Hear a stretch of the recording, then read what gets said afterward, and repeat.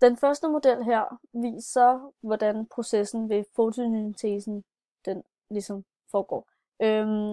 Fotosyntesen foregår i plantens celler, nemlig der, hvor grønkornet befinder sig.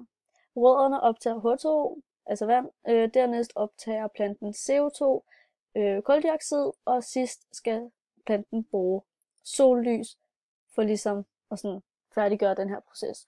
Og uden sollys, så kan der ikke laves fotosyntese. Efter den her proces udleder planten O2, altså ilt, og C6H12O6, som er druesukker, også kaldt glukose. Glukosen den bliver omdannet til stivelse, som sammen med næringssaltene fra jorden bygges om til de andre stoffer, som træet består af. Glukosens molekyler bliver efterfølgende transporteret fra bladene ned i træets vækstlag i barken. Her bliver glukosen omdannet til cellulose og stivelse, som er en meget vigtig del i træets vækst. Og hvis vi nu går videre til model nummer 2, så kan man så se processen ved respiration.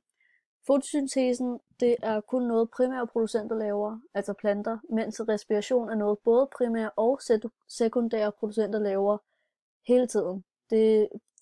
Respiration er noget, der foregår hele tiden, hvorimod fotosyntesen kun er noget, der sådan sker, når der er sollys til stede. Processen foregår sådan, at når mennesker, dyr eller planter ånder, forbrænder de sukker, altså glukosen, og ilt. For at få ATP, altså energi. Og det udskiller kuldioxid, vand og som sagt ATP. ATP'en bruger vi til bevægelse, varme og alle de andre ting, vi laver i vores livsproces. Og respirationen foregår i vores cellers mitokondrie. Hvis vi går videre til den sidste model, model nummer 3, kan man se her processen ved kulstoffets kredsløb. Dette kredsløb bliver styret af levende organismers aktivitet. Kort fortalt foregår det sådan, at planterne de bruger CO2 fra atmosfæren, ligesom til at lave fotosyntesen. Planterne de bliver et af planteædere, som er herbivorer, og planteæderne bliver spist af rovdyrene, karnivorer. Herefter omsætter nedbryderne detrivorer dødt organisk materiale, også kaldet DOS, til noget uorganisk. Nedbryderne skaber en række humustoffer nede i jorden.